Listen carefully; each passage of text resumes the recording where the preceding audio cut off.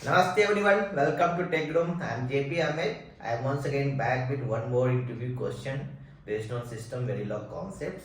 I have made this platform to help students to get information about what type of questions we ask in an interview and what concepts you need to know to crack the interviews. I have asked this question to many of my interviewees and many of them has done silly mistakes and do wrongs when they try to answer it. So in this question you can see मैंने एक module लिया है. Module के अंदर एक n type का variable a लिया है, ठीक है. और इसमें हमने जो कॉन्सेप्ट यूज किया है, एक तो है ये अपना नॉन ब्लॉकिंग असाइनमेंट, साथ में एक डिले है, और I have used dollar display and strobe. Okay, so इस क्वेश्चन को सॉल्व करने से पहले आपके पास कॉन्सेप्ट होने चाहिए नॉन ब्लॉकिंग असाइनमेंट का और एक इवेंट रीजन्स का, कि किस रीजन में नॉन ब्लॉकिंग असाइनमेंट काम करता है, डॉलर डिस्प्ले किस में काम करता है, डॉलर स्ट्रोक किस में काम करता है. अगर ये इन्फॉर्मेशन आपके पास नहीं होगा तो you will not be able to answer this question. So I will try to make you understand very simple language.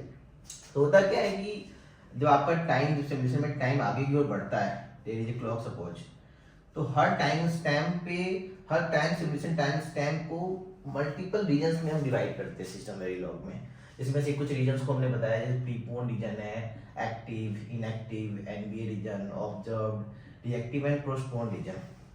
तो इसमें क्या है, सिमुलेशन एक पर्टिकुलर स्टेप में आगे बढ़ता है और हमें क्लैरिटी रहे जब हम डिबग करें या हम सिमुलेट करें तो हमें आइडिया हो कि कौन सा असाइनमेंट कब होगा और किस ऑर्डर में बढ़ेगा.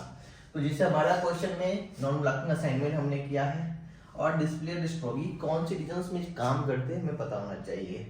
तो इसमें सिमुलेशन टाइम स्टैम्प में एक एक्टिव रीजन होता है जिसमें जो नॉन ब्लॉकिंग असाइनमेंट होता है, मान लो a less than equals to b लिखा हमने, तो a को b के इक्वल करना है, ये एक्टिव रीजन में सैंपल हो जाएगा कि हाँ भाई b की वैल्यू a को असाइन करनी है.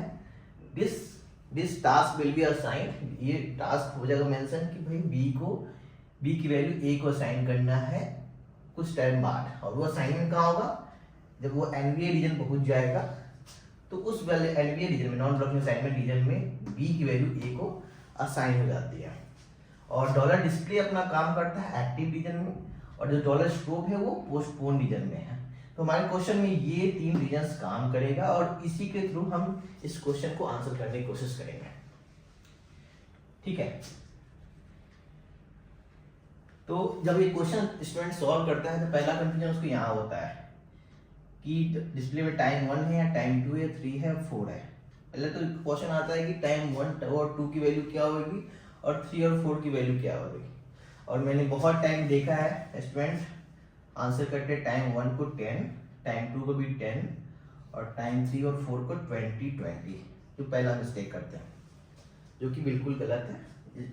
ऑन द अदर हैंड होगा क्या, हमारा आंसर 0, 0, 10, 10. क्यों होगा ऐसा मैं बताता हूँ. अब यहाँ पे हमने देखा कि t इक्वल टू 0 पे काम अपना शुरू हुआ, सिमुलेशन स्टार्ट हुआ, तो चेक करेगा कि इनिशियल बिगिन में जाके a की वैल्यू मुझे असाइन करनी है. एक्टिव रीजन में क्या होगा, आरएचएस ऑफ एनवी रीजन जो राइट हैंड साइड है, यानी कि ये जो राइट हैंड साइड है वो शेड्यूल हो जाएगा कि जब भी ये टाइम तुम्हारा आएगा तो a को उसकी वैल्यू असाइन हो जाएगी. तो ये ब्लॉक नहीं करेगा, this is non blocking assignment. तो ये टाइम को ब्लॉक नहीं करेगा, ये टाइम में आगे बढ़ जाएगा, t इक्वल टू 0 में ही आगे बढ़ जाएगा. a को अभी भी वैल्यू जो इनिशियल वैल्यू जो कि 0 है वो असाइन रहेगा, और 10 सेकेंड जब डिले हो जाएगा, 10 टाइम स्टैम्प जब डिले हो जाएगा तब ये 10 वैल्यू a को असाइन हो जाएगा. But it will not block and the simulation will move on to the next statement at t equal to 0 itself. So यहाँ पे t टाइम 1 का जो वैल्यू होगा हमारा 0 हो जाएगा, ठीक है. टाइम 1 का वैल्यू अपना 0 हो जाएगा और a की वैल्यू एज इट इज, जो a की value initial value by default 0 था वो वैल्यू 0 असाइन हो जाएगा, ठीक है.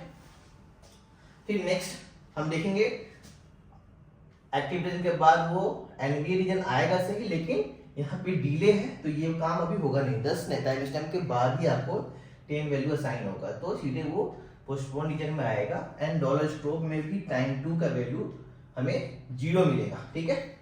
तो टाइम 2 की वैल्यू 0 होगी और a की वैल्यू अभी भी फिलहाल 0 है क्योंकि डिले लगा हुआ था, अभी ये 10 वैल्यू उसको असाइन नहीं होगा, ये टाइम स्टैम्प 10 पे जाके असाइन होने वाला है। सो a की वैल्यू वहां पे भी 10 होगी। अब हमने यहाँ पे क्वेश्चन में 10 टाइम स्टैम्प का डिले डाला है। जब 10 टाइम स्टैम्प का सबमिशन बढ़ जाएगा फिर से ये सारे रीजन्स वापस चालू हो जाएंगे, ठीक है। इस बार वो चेक करिएगा डिस्प्ले तो एक्टिव रीजन में आ चुका है, ठीक है। और हमारा असाइनमेंट क्या थे, 10 टाइम स्टैम्प के बाद एनवीए रीजन में जो 10 वैल्यू है ए को असाइन होना था। तो जब एक्टिव रीजन में जब डिस्प्ले काम करेगा तो टाइम तो हो जाएगा 10, ये वाला टाइम जो होगा वो 10 हो जाएगा, पर ए की जो वैल्यू है अभी भी 0 ही होगी क्योंकि एनवीए रीजन अभी आया नहीं, उससे पहले डिस्प्ले स्टेटमेंट काम कर जाएगा। इसलिए जो ए की वैल्यू है टाइम 10 पे भी आपकी वैल्यू 0 ही रहेगी। सिमिलरली जब डॉलर स्ट्रोक पे जाएंगे, अब एनवीए असाइनमेंट रीजन आ चुका है, इस टाइम पे क्या होएगा कि जो 10 वैल्यू है ए को असाइन हो जाएगा। तो डॉलर स्ट्रोक टाइम 4 तो 10 ही है, बट ए की वैल्यू आपको 10 असाइन हो जाएगा। एक बहुत ही सिंपल कॉन्सेप्ट है, बट बहुत ही बच्चे इसको क्वेश्चन को सॉल्व करने में मिस्टेक करते हैं।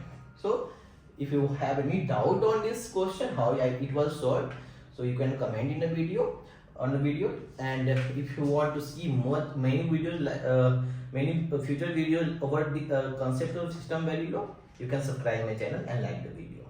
Thank you.